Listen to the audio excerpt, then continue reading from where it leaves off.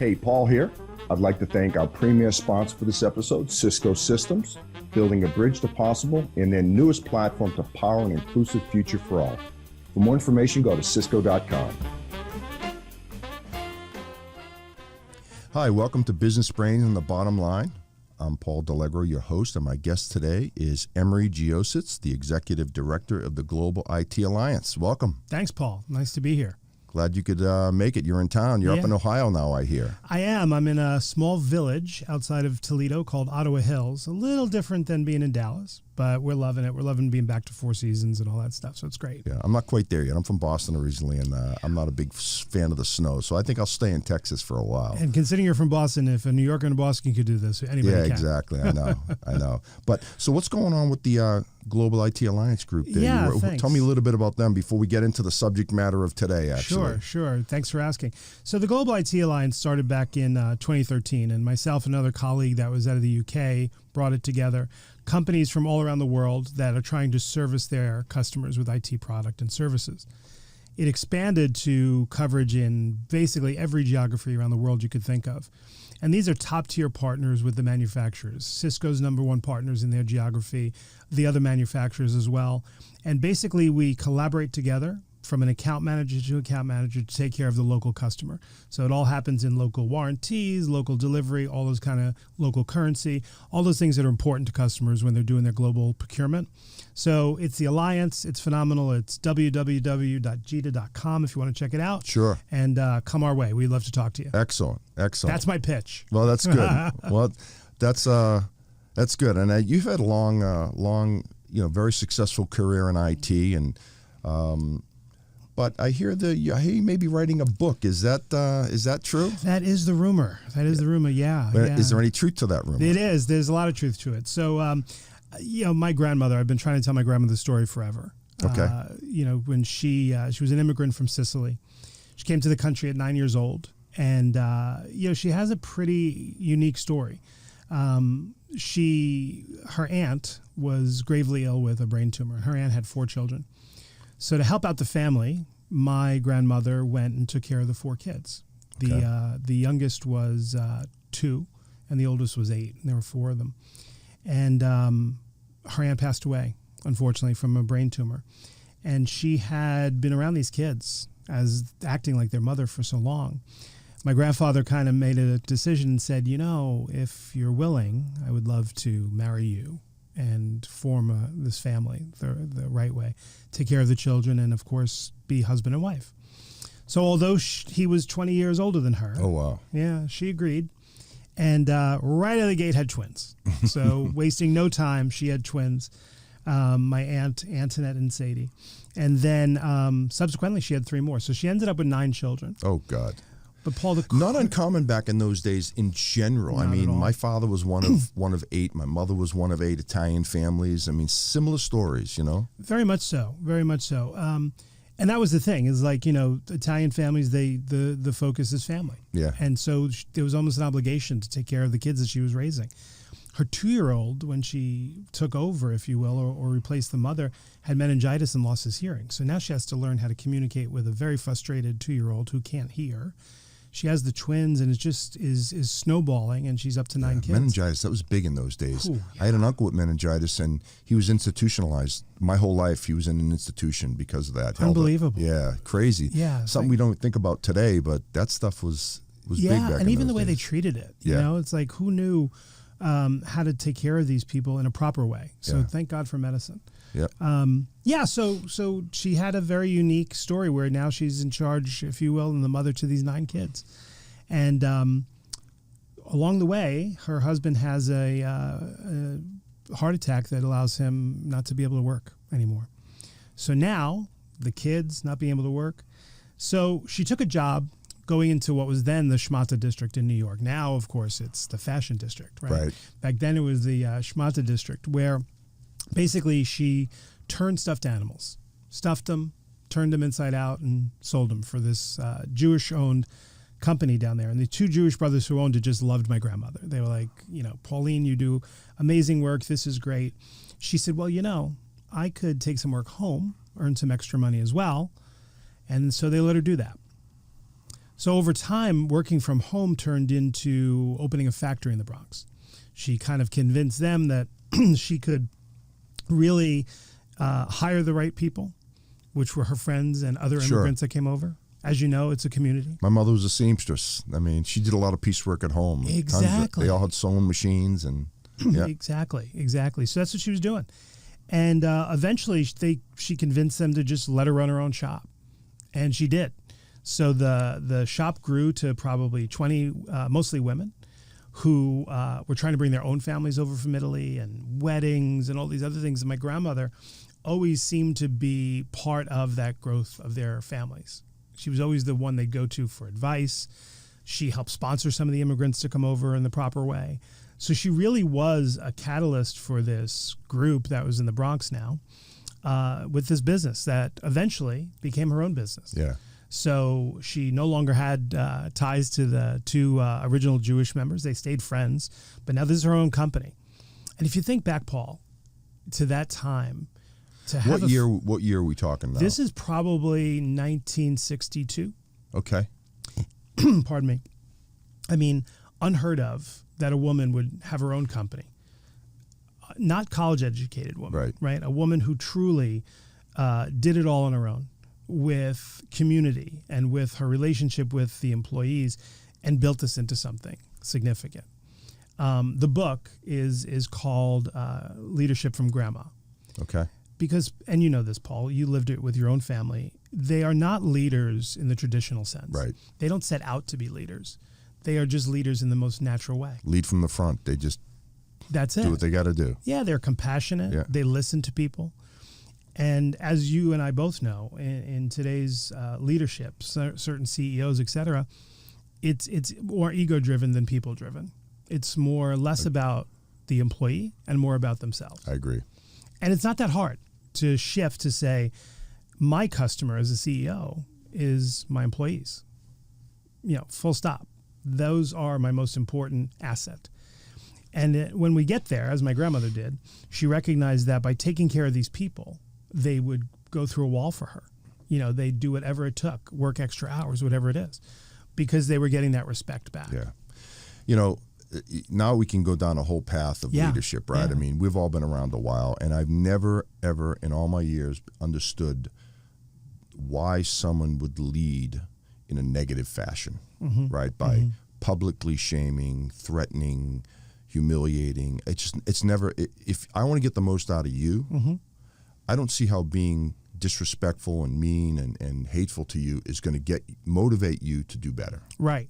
I've never, and there's managers today that still lead like that. Yeah. And it's beyond me versus, to me, I can count on one hand how many leaders I've worked with that I would run through a wall for. And if you look at the differences, they're definable differences, treating, like you just named them, treating with respect, right? Caring, compassion. And I'd run through a wall for someone like that. So your grandmother was way ahead of her time, actually. She really was. And I unfairly, I say she was an unconscious leader because she didn't do anything, to necessarily make more money or to have people think nicely of her. She did it because it's what came natural. Yeah. So for her, purely instinctual.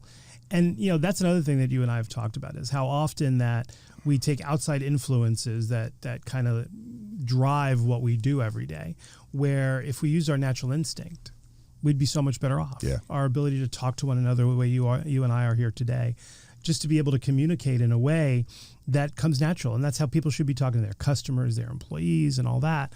So she really was way ahead of her time. And she has an incredible story that I'm glad through Leadership with Grandma we're able to tell. Yeah. So you've always been thinking about this for a while, right? When did you start actually giving the book serious consideration? Yeah. Thank you. I mean, the pandemic brought on a lot of free time.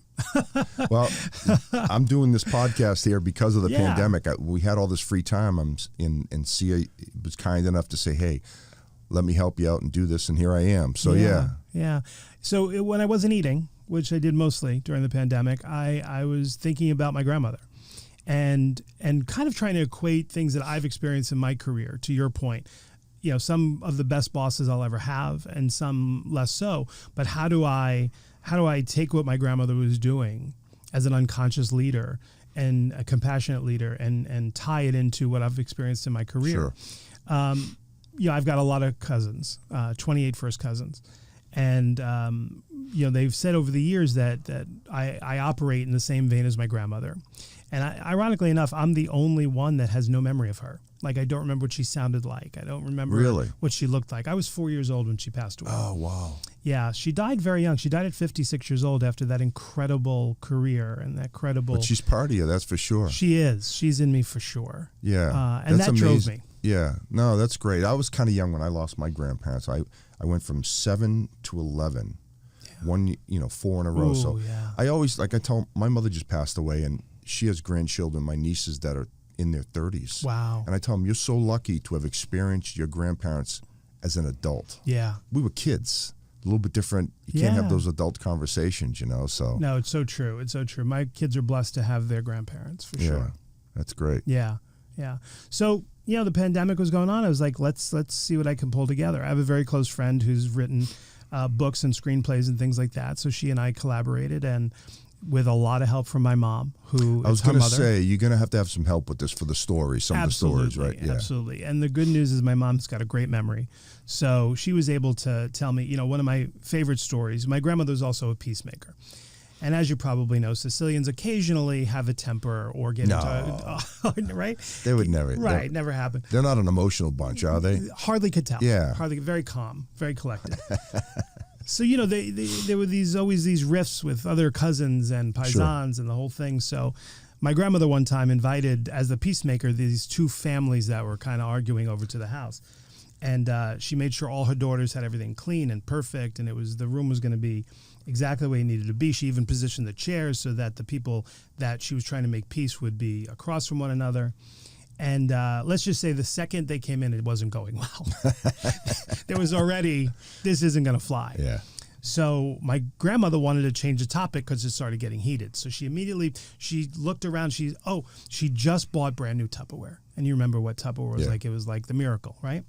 So she said she wanted to show them how tough the Tupperware was. So she had her Sunday gravy, for you non-Italians, marinara.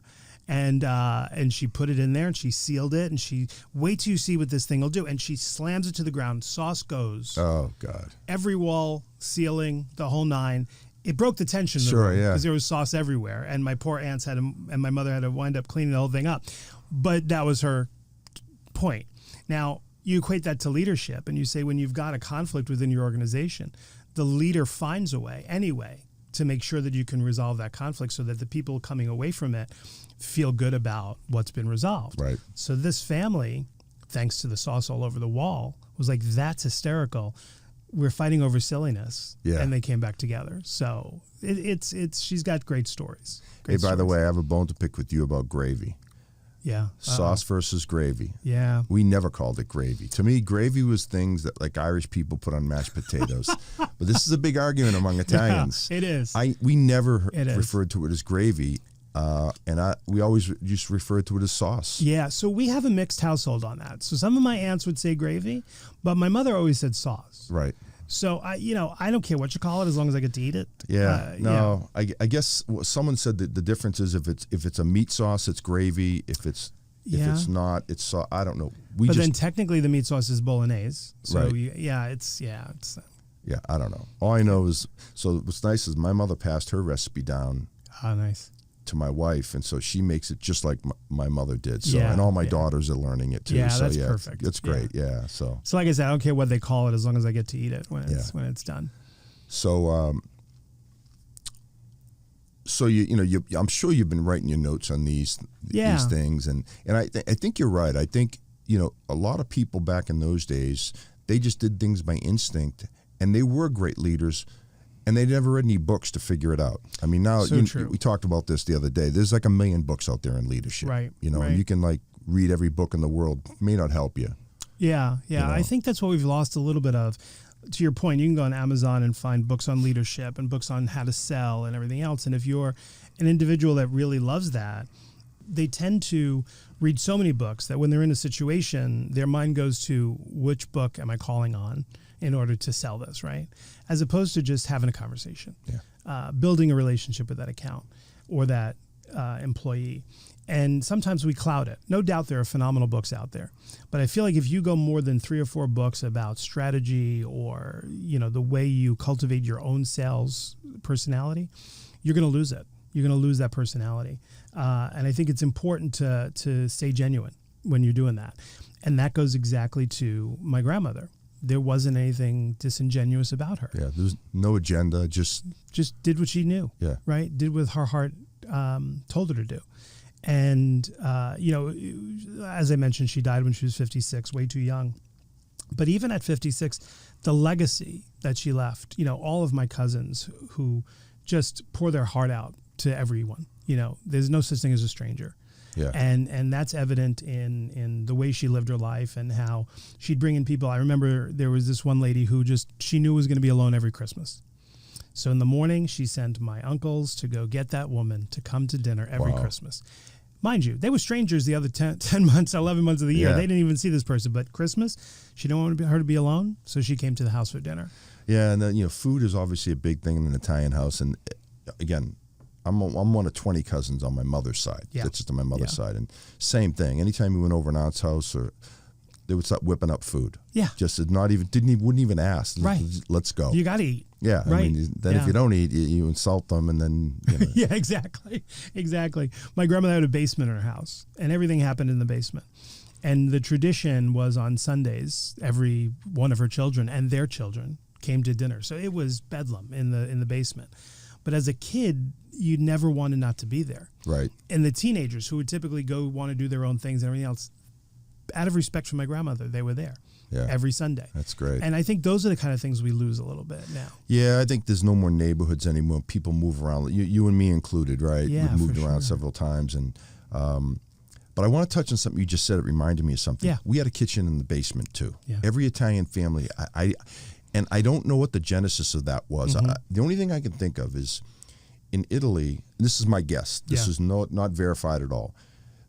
Before air conditioning, they didn't have a lot of, Right. a lot of cool places. Yeah. So the basement was probably That's the true. coolest place, and that's where they ate. And so that's where we ate. I remember when I was a little kid, I'd come home from school for lunch. My grandmother, everyone was working. My grandmother would make me pastina soup. Yeah. And I'd be in the cellar. And we had a Right. full upstairs to eat, but we ate in the cellar. I don't know. We had a kitchen down there. Yeah. But the only thing I can think is just in Italy, it was hot, and they ate in the cellar, and Yeah. that just transferred to this country. The interesting thing, and I'm sure you experienced this too, if you remember back in the 70s, a lot of furniture was covered in plastic. Yeah, we had it. All the furniture was covered in plastic, right? Yep. And then you had the living room you could actually sit in, and you had the show living room. Yep. Right? Everyone had one. Nobody touched the show living room. Yeah. Well, in the Asian culture, there is a dirty kitchen, and it's to keep the main kitchen in the house clean. The dirty kitchen is either in the garage or in the basement or something else where all the food is cooked, so the smells and the grease and everything else never get to the main part of the house. Right.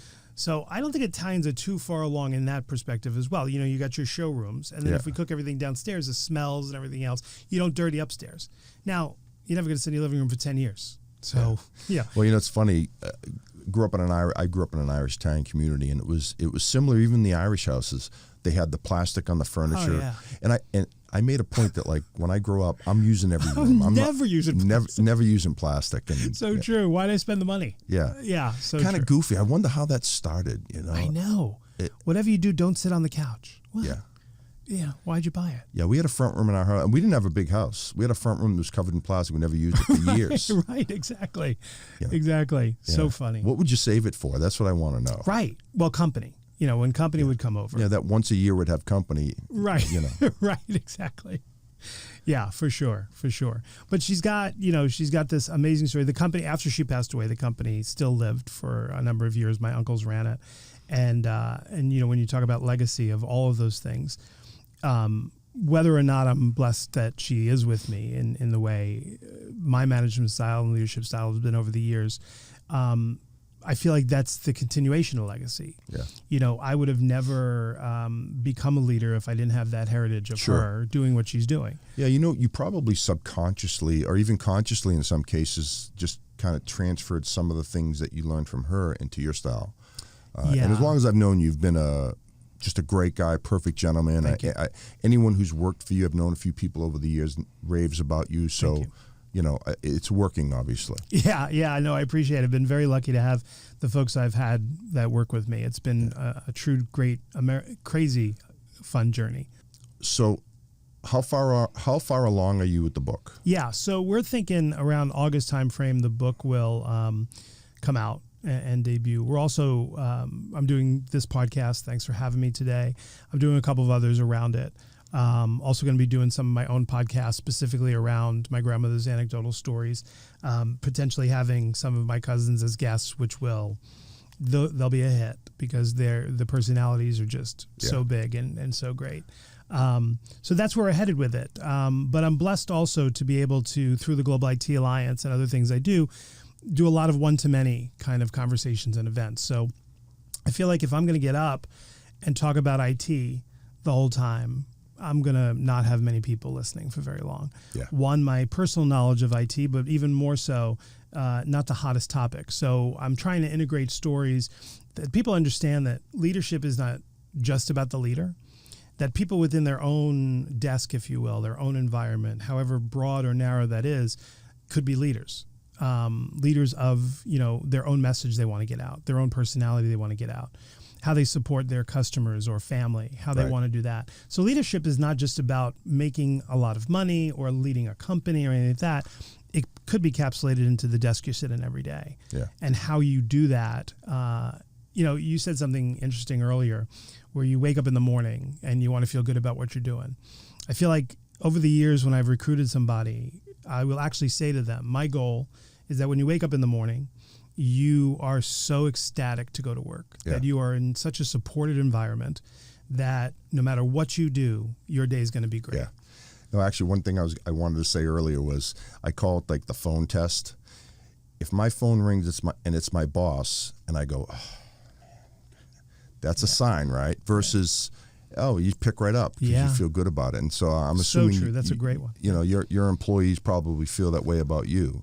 That, hey, it's Emery. Maybe not 100% of the time. I mean, no one's perfect. Fridays right? at 5, nobody's answering. Yeah, exactly. So yeah. So I also hear another rumor that there may be a little television involved in this too. What do you think? Yeah. What do you hear? What can you tell us about that without revealing too much? Maybe, I don't know. Yeah. No. Thanks. It's going to be interesting because when I talk to several people about her story. And there's so much, we're just doing this time together today, but there's so much she came from a musician family, my grandmother. So her brothers were big band leaders and they did weddings and all those kind of things. So you can imagine, my grandmother supports this immigrant to come over and work in her factory. She helps them with the wedding. Her family's the musicians from the wedding, right? So it truly is like everything's family, right? Well, when I was talking to a friend about this, she said, the book's going to be fine, but I want to see this. Like, I want to watch this story unfold. Yeah. And subsequently, when you look at the 28 cousins I have, how their lives turned out. All, again, like we said, influenced by my grandmother, how her children's families' lives turned out and all those kind of things. So my friend said, you should really talk to Netflix. This should be a series that I get to watch, kind of in the vein of a Miss Maisel or something like that. So if Netflix is listening, yes, absolutely. That'd be awesome. That's a nice direction. Yeah, that'd be. That'd be fun. That would be. Her story is, I was thinking that how interesting could it be? But when you look at an immigrant female leader like her, who back then did her own company, and what was produced out into the world with the rest of her family, it's a pretty compelling thing. I'd watch it. Took a lot of guts. It takes a lot of guts to start a business, period. Mm-hmm. Let alone back in those days, being a woman, an immigrant. I'm sure by that point she spoke the language. Mm-hmm. Mm-hmm. It's funny. My grandparents lived in this country half their life. They never spoke a word of English till the day they died. Yeah. She was. You would not necessarily know that she even had an accent. I mean, She was very proficient at the language. The interesting thing, Paul, is if you look at, you talk about bravery, to be 18 and take on 4 kids. Yeah. Right. And when the 2 sons, so in the 4 children, there was a girl who was 8 and then the 2 boys and then the youngest, those 2 boys in the middle ended up going to World War II. and she took on sewing the army coats and anything she could possibly do. She went and sat with the army recruiter and said, "You can't take my sons." Of course, they went, but they were hers. They were her children. Yeah. So she didn't give birth to 4 of them, but they were absolutely her children. Yeah, no doubt. Yeah. And it's hard. Every time I think about her, it's hard just not to be emotional when you think about, brave is the right word. What she took on for that time is just incredible. But that's what they all did. Not all, but I mean, it was all about family. Mm-hmm. I mean, there was nothing else. Yeah. I mean, my mom tells stories about, she had a bunch of cousins and they all lived in the same neighborhood and they were always over each other's houses. Yeah. Oh, yeah. Just one aunt, if there was enough. I mean, I told this at my mother's, talked about the eulogy at my mother's funeral where my grandmother had to sell her jewelry for groceries. And if they didn't have enough food, they'd just go over to one of the cousins' houses and everyone helped each other. No big deal, right? Yeah. I used to, growing up in the Bronx, I used to play baseball very poorly across the street from my grandmother's house. And my grandmother, this house was now my aunt and my uncle. They lived on 2 floors of the house. So while the rest of the players were doing whatever, if I had to go to the bathroom, I'd just go across the street to my aunt's house. Sure. Well, I really went for Oreo cookies. There you go. I'd say, "Hey, guys, I got to go to the bathroom." Then I'd go get the Oreo cookies. Nice. If that aunt wasn't home, I only had to go 1 more block to the other aunt. Yeah. Either way, I was getting an Oreo cookie. Yeah. So absolutely, that whole community was just all there, and they were able to support. Yeah, and with the way people move today, you don't see that anymore. It's a shame, actually. I was telling you earlier in my neighborhood, everyone in the street, you knew everyone, you knew their grandmothers. There was a Greek family next door. We called the grandmother Yaya, which I never knew for years was grandmother in Greek. But everyone called her Yaya because she was, I guess, the street grandmother, I guess. Yeah. And it's just funny. So, but times have changed. Yeah, that whole sense of community is really, it's hard. Everyone, I mean, I live in Ohio now. My sister lives in Wisconsin. And when we tell people that, we're native New Yorkers, we grew up in the Bronx. And what are we doing in Ohio and Wisconsin? A really close friend of mine, when I told him I was moving to Ohio, his comment was, "Well, what do they eat there?" Like, it's not a foreign country. Yeah, I know. But the New Yorker mentality is, why would you do that? Yeah, it's the same thing. Same thing in Boston. When I moved to Texas, they were like, "Yeah, is there like tumbleweeds down there?" That's there? exactly what my uncle said. Is there tumbleweeds down there? I was like, "I'll let you know when I get there." Yeah, there's only 30 million people here. Exactly. I mean, not just a small state. Yeah, they don't wear hats. It's not a costume party. Yeah. No, it's interesting, but things have changed. I mean, people get up and they where I grew up, it was kind of like you were born, you lived there, and then you kind of stayed there. Now people like my brother's kids. I have a nephew in Germany. I have a nephew in L.A. and a niece in the San Francisco area. Mm-hmm. I mean, they both all were born in the Boston area. That's just the way it is today. Yeah, and conversely, when I mentioned the 2-year-old that got meningitis, he's 92 years old. Oh, wow. My Uncle Tony. He's famous in his section of the Bronx. He's lived in that same apartment for over 55 years. Wow. In the same apartment in the Bronx. And when you think about that never happens these days. There's no way somebody's going to stay one place for 55 years. Yeah. So it's just really, you're exactly right on how that's what they did. They were born, lived and died a lot of times in the same house, minimally on the same block. Yeah. You're going to laugh when my grandparents came from Italy. A lot of my aunts and uncles were born in Italy. My dad happened to be born in the States. Okay. But they moved to Cambridge and they moved to Somerville, Massachusetts, and bought a house when my father was 2 years old. Mm-hmm. Outside of World War II, my father died in that house. Wow. Because when he married my mother, they moved upstairs to the 2nd floor.